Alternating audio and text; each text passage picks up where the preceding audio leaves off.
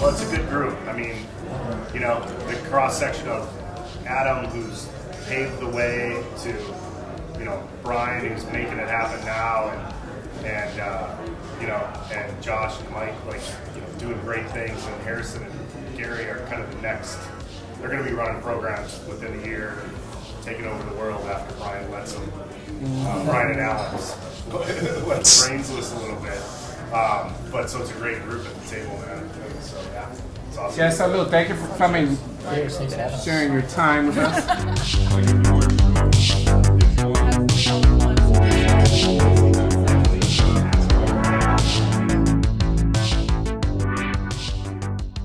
In general, consumers are very unknowledgeable when it comes to cognac.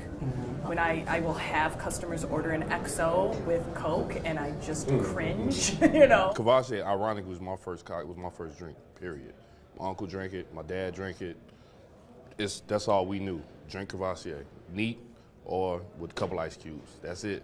So when I started bartending, guys would drink Courvoisier and other cognac brands, and they would drink it neat, or drink it on the rocks, or drink it with a Coke, or cranberry pineapple, something like that. So I think the fact that we can now really show a lot of different cocktails and versatility in it will work out great, because technically the urban market is where it's at.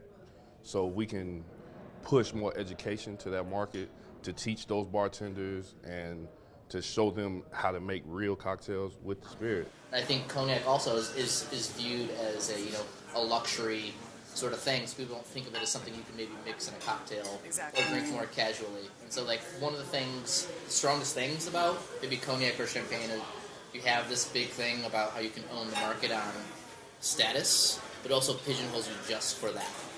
But So think I about think it this way. that. All right, so you're talking about you cringe when someone comes in and gets an XO and cranberry, or an XO and Coke, when it's a spirit that can live on its own. So it could be a gateway to cocktails for someone who is comfortable because they recognize the brand Courvoisier. They know it tastes smooth and tastes good on its own. True. They have no idea what to do with it. But then you have a bar that has an interesting cocktail. If somebody who knew jack all about cocktails and tried that Cresta would be like, this is freaking delicious. Right. Yeah, that's And right. they're like, I don't know, oh, this is a big deal about mixology now. So, I mean, there's some interesting things that could happen. Absolutely. But I find it's a really, actually, super easy to turn a whiskey drinker into a Cognac drinker, absolutely. You can make that switch, especially if you're drinking cocktails. You know, I think people are interested in it, and once they find out about it, then you know, the world is your oyster. You can do so many things, but people just don't know. Anything I do think else? you have to think outside the box and can't get wrapped into certain realms where, like you said, like it's a brown liquor, so you got to stir it, don't shake it, like those type of things. I think you get outside of those realms, and I always like to take a look at several different classic cocktails that are, like when I'm looking for a new inspiration, when I do have to make a drink, like I go back through and I'll go through my cocktail books and Google recipes that are going on, and I'll take like 3 or 4 ideas, and I'm like, oh, I see what they're doing there, and there. And then I kind of just like, all right, well, how can I flip that on its head? Like, take common threads and take a new approach to it. Coming up, I'm doing one with egg whites with cognac and make it as a frothy, nice dessert drink. Sounds good. Yeah, I'm with you. Like I did, like at Jimmy, we were doing like a riff on the French 75 with pumpkin puree, or like a roasted pumpkin syrup, you know, if you will. but like people just go bananas. I think pumpkin plays really well with the flavors of cognac. So it was a nice fall rip on a cocktail, you know. But and so much flavor going on in there that you can like play with it in so many different ways.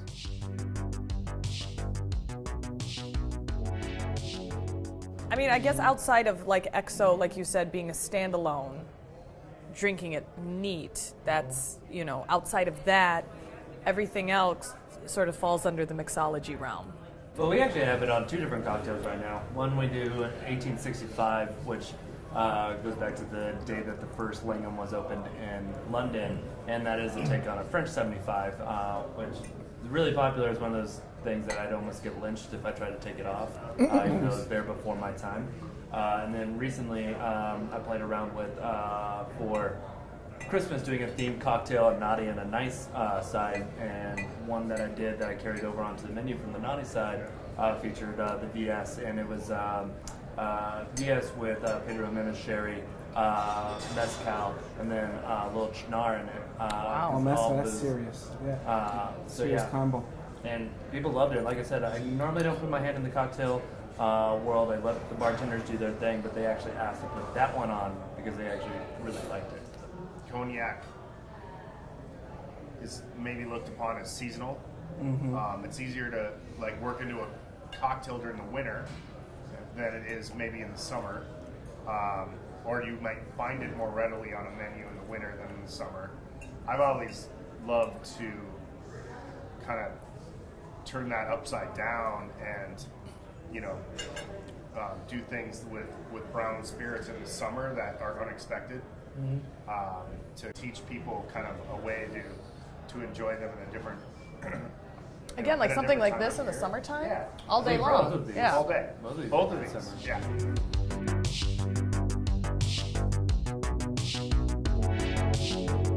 I think absolutely.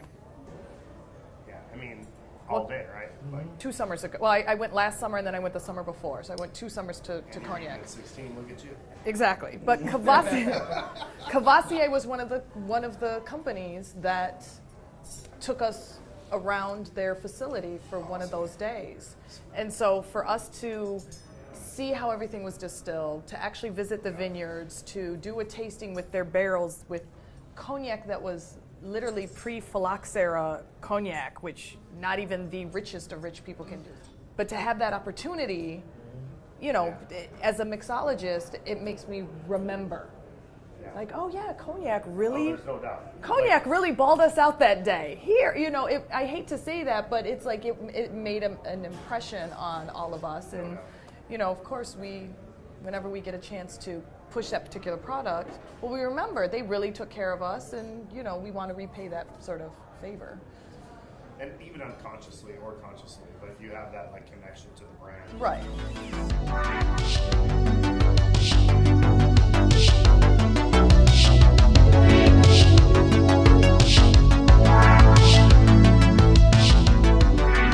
To a great dinner. Thank you guys for coming. And Nicole. Wait, what? Appreciate the conversation. Salud. Thank you very much. Salud. Kampai. Come by. Kampai.